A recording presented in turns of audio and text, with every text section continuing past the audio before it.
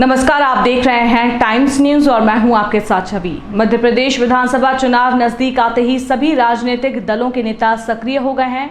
वहीं रविवार को राव विधानसभा क्षेत्र के कांग्रेस विधायक जीतू पटवारी के बुलावे पर दतिया जिले के पीठाधीश्वर पंडोखर सरकार रविवार को जीतू पटवारी से मिलने उनके निवास पहुंचे, जहां उनका भव्य स्वागत किया गया। वहीं इस दौरान पंडोखर सरकार ने राव विधायक जीतू पटवारी को आगामी विधानसभा चुनाव में 40,000 से अधिक मतों से विजय होने का आशीर्वाद दिया।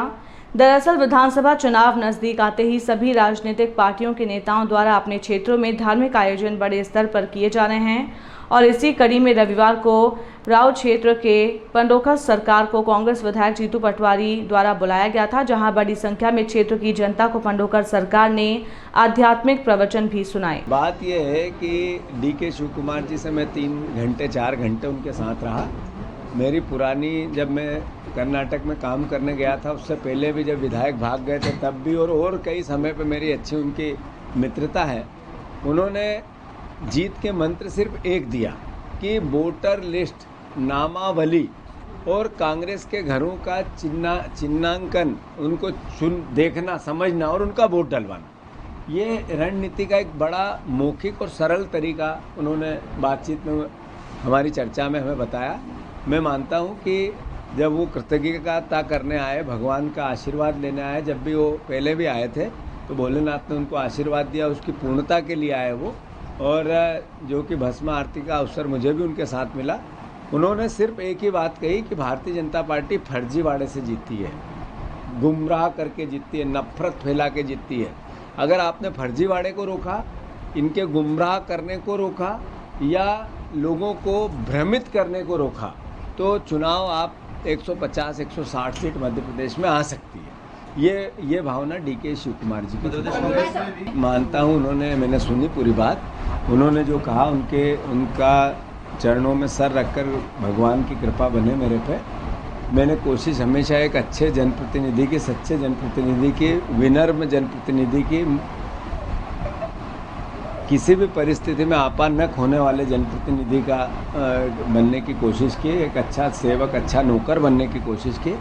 पर उन्होंने एक बार एक और कही इसके साथ कि बिना मेहनत से, बिना कर्म से कुछ नहीं मिलता है, तो हमें मेहनत करनी पड़ेगी। नेचुरल है, स्वाभाविक है कि मैं 20 साल से 15 साल से एज ए एमएलए रहा हूँ। विधानसभा में चौथा चुनाव है, इंदौर में चौथा चुनाव लड़ने वाले एक ही जगह से बहुत कम परिवार के लोगों को ये अवसर मिलता है।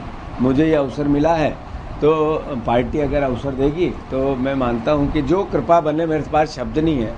मैं तो बजरंगबली की और जनता जनार्दन के चरणों में सर रखकर बस प्रणाम ही कर सकता। 3,000 रुपये देने के लिए कह रहे हैं आप लाडली बहना को। नहीं, बात है मुख्यमंत्री जी का राजनीतिक प्रोग्राम है ये, वोट लेने का प्रोग्राम है ये। अगर 20 साल से वो मुख्यमंत्री थे तो उन्होंने क्यों बहनों का ध्यान नहीं रखा?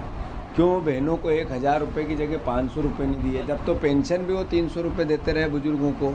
इसके लिए दोषी कौन है? अब चुनाव आया, उसके 1 महीने, 2 महीने, 3 महीने पहले उन्होंने 1,000 रुपये की बात की और कर्ज लेके की। कोई प्रदेश के खजाने में इनकम नहीं हो रही है, कर्जा लेना है और बहनों को देना है और वोट की बात करना है। इस प्रोसेस को बनाया।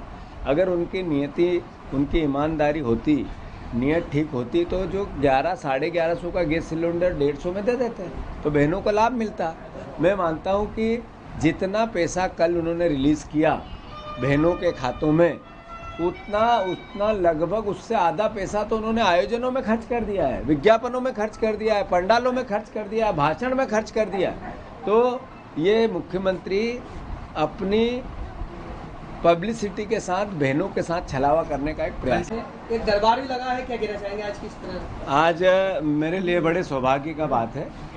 मैंने गुरुजी से 3 दिन पहले एयरपोर्ट पे प्रार्थना की थी कि अगर संभव हो तो हम भी दरबार चलाना चाहते हैं, तो आप समय जब भी 1 दिन का, 2 दिन का, 5 दिन का दें तो हम राव में पंडोखर सरकार का आशीर्वाद लेना चाहते हैं। तो गुरुजी का निर्देश हुआ था कि जब पंडोखर जी भगवान चाहेंगे, बजरंगबली चाहेंगे, तब हो जाएगा।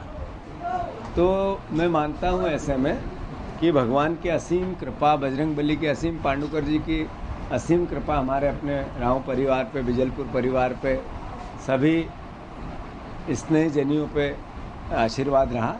और उन्होंने कल दोपहर को 3 बजे मुझे फ़ोन किया है कि आपके घर में आ रहा हूँ, और चूँकि 11 बजे का समय दिया था, वो आए 12 बजे, पौने 12 बजे।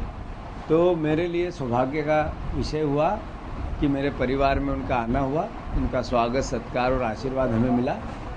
इंदौर पे भी उनकी कृपा हुई। आदरणीय तुलसीराम जी सिलावट के यहाँ इनका जो दरबार लग रहा 3 दिन का, फिर और भी अलग अलग जगह पे उनके आयोजन हुए, मेरे को भी जाने का अवसर मिला।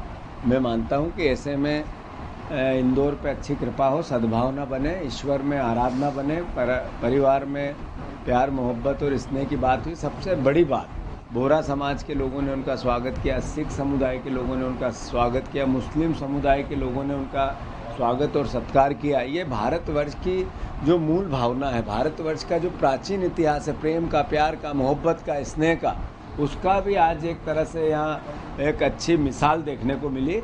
मैं गदगद हूँ, मुझे बहुत प्रसन्नता है। भगवान ऐसी ही माया पूरे देश में बनाए, नफरत भगाए, प्रेम बढ़ाए, एक दूसरे से मिलजुल कर ये देश उन्नति करे, विश्वगुरु बने।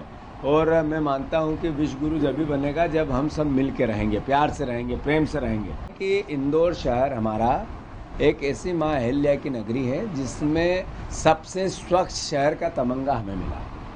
सारे नागरिकों का, सारे राजनीतिक दलों का, सारे नेताओं का मिलकर प्रयास होना चाहिए कि किसी भी प्रकार का कुप्रबंध, किसी भी प्रकार की कुरीति, नशा जिस तरीके से यहाँ चल रहा है उससे भी हम निजात कैसे मिले।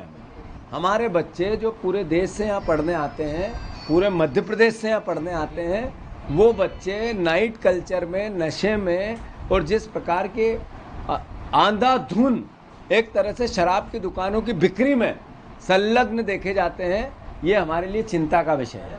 अभी कुछ समय पहले नरोत्तम मिश्रा जी का बयान आया था, उससे पहले कैलाश विजय जी का बयान आया था, उससे पहले कमिश्नर का बयान आया था कि वो नशे के खिलाफ युद्ध लड़ना चाहते हैं। मैं उनका स्वागत करता हूँ, लड़ना चाहिए, हम साथ हैं।